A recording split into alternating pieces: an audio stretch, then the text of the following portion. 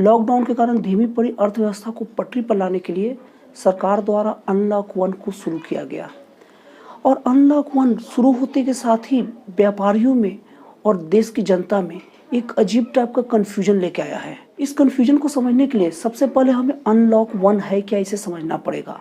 ये अनलॉक क्या है? एक्चुअल में अनलॉक 1 लॉकडाउन 4 के बाद मतलब लॉकडाउन 5 का ही एक पार्ट है, लेकिन इसमें बहुत सारी ऐसे प्रावधान हैं जो किसी को लॉक करने से ज़्यादा अनलॉक कर रहा है, मतलब इसमें छूट ज़्यादा है प्रतिबंध से, इसलिए इसे अनलॉक नाम दिया गया है। और दूसरी तरफ लॉकडाउन जैसे लोगों पर प्रतिबंध बढ़ा रहा था, ये प्रतिबंध कम कर रहा है, इसलिए इसे अनलॉक नाम दिया गया।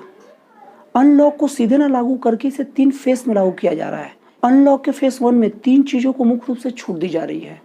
पहली है धार्मिक संस्थाएं, और दूसरी है होटल और रेस्टोरेंट, और तीसरी है शॉपिंग मॉल्स। और ऐसा अनुमान लगाया जा रहा है कि अनलॉक 1 को 30 जून तक एग्जीक्यूट करने की योजना है और उसके बाद अनलॉक का फेज 2 चालू किया जाएगा। और अनलॉक के फेज 2 में मुख्य रूप से एजुकेशन को छूट दिया जा रहा है, मतलब शिक्षा संबंधी सभी चीज़ों को छूट दिया जा रहा है, जिसमें स्कूल हो गया, कॉलेज हो गया, कोचिंग संस्थाएं हो गया और भी शिक्षा संस्थाएं हैं, इन सभी को अनलॉक 2 में खोला जाएगा। और ऐसा अनुमान लगाया जा रहा है कि सरकार इसे जुलाई माह में एग्जीक्यूट करेगी और परिस्थितियों को देखते हुए इसके छूट के जो समय है उसको आगे पीछे भी किया जा सकता है।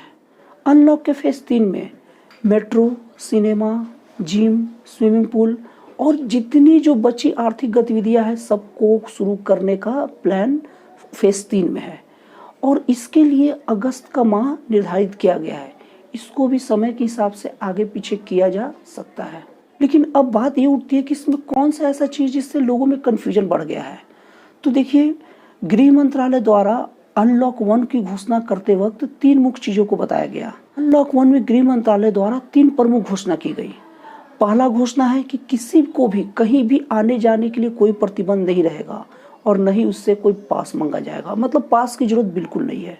और दूसरा घोषणा ये किया गया कि घरेलू विमान मतलब डोमेस्टिक फ्लाइट, रेल और भी यातायात के जितने जो साधन हैं उन सब का विस्तार किया जाएगा, मतलब कि इनकी संख्या और फेरों को बढ़ाया जाएगा और यातायात की व्यवस्था को दुरुस्त करने का बहुत ज़्यादा प्रयास किया जाएगा।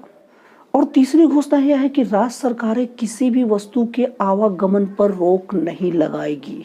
कन्फ्यूजन का मेन कारण अगर देखा जाए तो जो पहला जो गृह मंत्रालय का जो घोषणा है जिसमें कहा गया है कि किसी भी व्यक्ति को कहीं भी आने जाने के लिए कोई प्रतिबंध नहीं रहेगा और पास की आवश्यकता नहीं रहेगी, लेकिन उसके जस्ट बाद छत्तीसगढ़ प्रशासन द्वारा एक घोषणा किया गया, उसे देखते हैं। लेकिन इसके जस्ट बाद छत्तीसगढ़ सरकार द्वारा एक घोषणा किया गया कि राज्य में कहीं भी आने जाने के लिए ई पास की आवश्यकता रहेगी। अब अगर कन्फ्यूजन की बात करें तो कन्फ्यूजन ये बना है कि गृह मंत्रालय द्वारा घोषणा किया गया कि किसी भी व्यक्ति को कहीं भी आने जाने के लिए कोई प्रतिबंध नहीं रहेगा और पास की जरूरत नहीं रहेगी, मतलब पास की अनिवार्यता खत्म कर दी गई। लेकिन जस्ट इसके बाद छत्तीसगढ़ प्रशासन के द्वारा ये कहा गया कि अभी भी लोगों को आवागमन के लिए ई पास अनिवार्य रहेगा और यही नहीं, एक जिले से दूसरे जिले जाने के लिए भी पास अनिवार्य रहेगा। कंफ्यूजन यहाँ पर यह होता है कि हमारे देश में तो एकल शासन व्यवस्था है और प्रशासनिक सुविधा के लिए केंद्र शासन की राज्य व्यवस्था अलग है और राज्य शासन की व्यवस्था अलग है।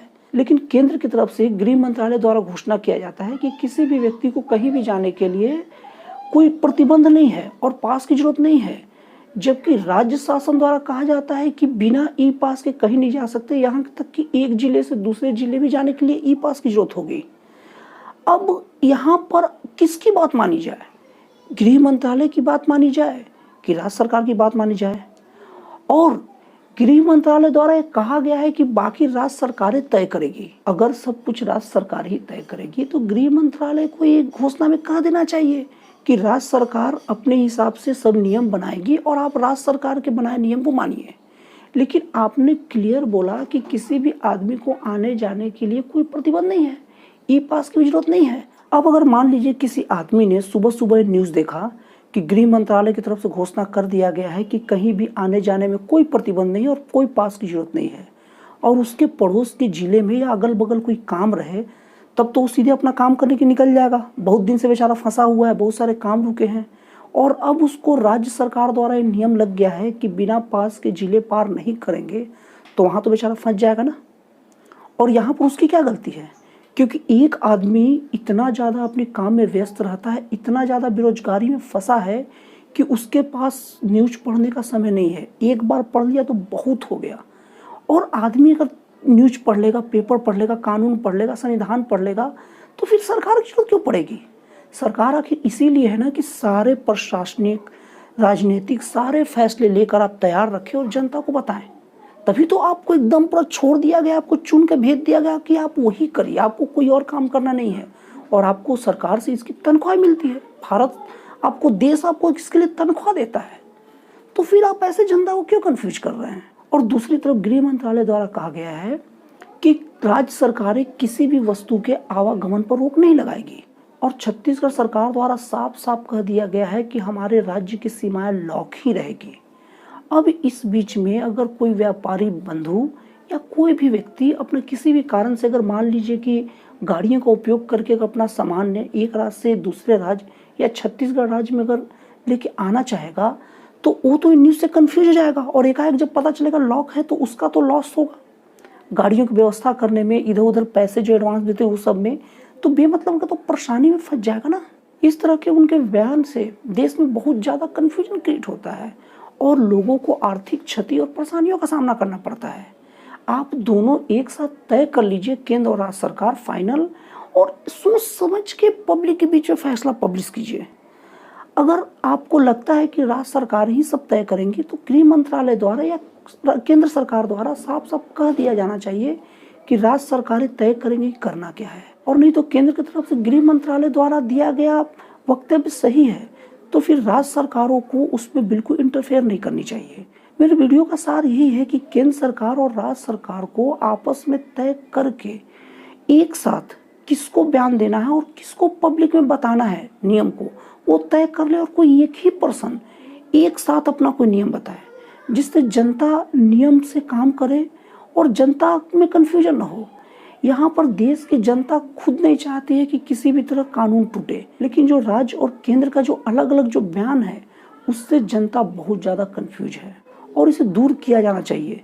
तभी हमारा लॉकडाउन और अनलॉक पूरी तरह से सफल हो पाएगा। तो दोस्तों, ये वीडियो मेरा आपको कैसा लगा कमेंट बॉक्स में लिखिए, और जो भी सुझाव है उसे भी लिखिए। मैं आपके सुझाव के अनुसार ही वीडियो बनाऊंगा। दोस्तों, अगर आपको मेरा वीडियो काम का लगा हो तो ये चैनल आपका ही है और आप अपने चैनल को सब्सक्राइब कर लीजिए, ताकि मैं कोई भी वीडियो डालूं तो उसका सबसे पहला नोटिफिकेशन आप तक पहुंचे। फिर मिलते हैं अगले वीडियो में जन कल्याण के नए विषय के साथ।